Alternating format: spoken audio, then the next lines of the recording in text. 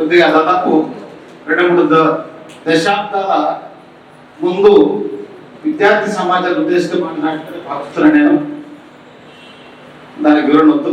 కారణం ఏంటంటే ఇటీవల 2 దశాబ్దాల పైగా ఎక్కడైనా మీకు అప్పుడు మాట్లాడుతున్నాయి కూడా ఎవరైనా 10 ఏళ్ళు 20 ఏళ్ళు 25 ఏళ్ళ కుర్రాలు కనిపిస్తే మీ పేరేంటంటే అప్రసినేషన్ అంతే, వెనక ముందు ఏం లేదంటే ఏదో సెకండ్ క్లాస్ మా తరం అనేది కాదండి. అన్నో అక్కో అయ్యో చెదో ఒక పుస్తకాలు సంబోధన చేసి ఆ మాట చెప్పేవాళ్ళండి. దీనికి కారణం ఏంటంటే పాఠశాల స్థాయిలో మారల్ క్లాసెస్ లేదండి. గురుకుల జీవితం అండి. ఒక బిల్డింగ్ లో విద్య అనగా వరకు మాయమైపోయింది, ఆట స్థలం మాయమైపోయింది, సుభాషితాలు చెప్పేవాళ్ళు ఇక్కడ. రామాయణ సుభాషితము భారత సుభాషితము అన్న మాట క్షమించండి, అధ్యాపకులకి ఆ మాట చెప్పే అవకాశం సమయం కూడా విద్యార్థులకి వినే అవకాశం లేదు. సినీ మాధ్యమం మొత్తం కూడా దాదాపు 3 దశాబ్దాల నుంచి తెలుగు వారిని జోకర్ చేస్తుంది కదా. తెలుగు అంటే జోకర్ కదా, ఏమంటుంటే ఇంటర్మీడియట్ కదా తెలుగు జోకర్ కదండి.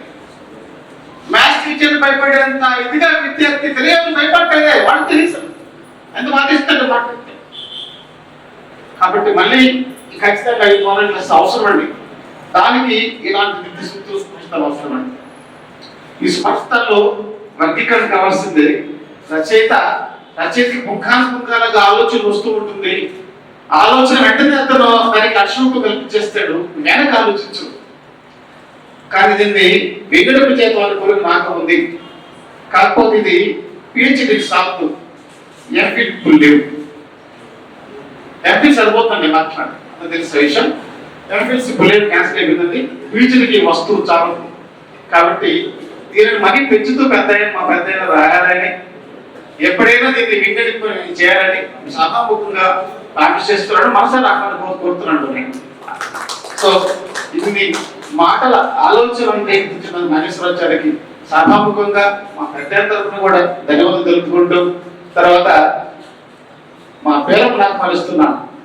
ఎందుకు మా పేరం అంటే నాకు గుర్తుండిపోయే స్టూడెంట్స్ బ్యాచ్ లో పేరు ఒకటి,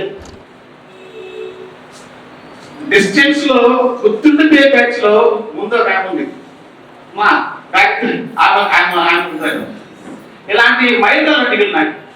కాబట్టి మా పేరుందేవి గతంలో సభలో చెప్పాను నేను, పేరుందేవి ఇప్పుడు నేను పిల్లలు నేను పేరమ్మా పేరక్క అంటాను అంతే, వెంట కలుపుకుని పేరుదేవి సరే గాయత్రి వచ్చాను.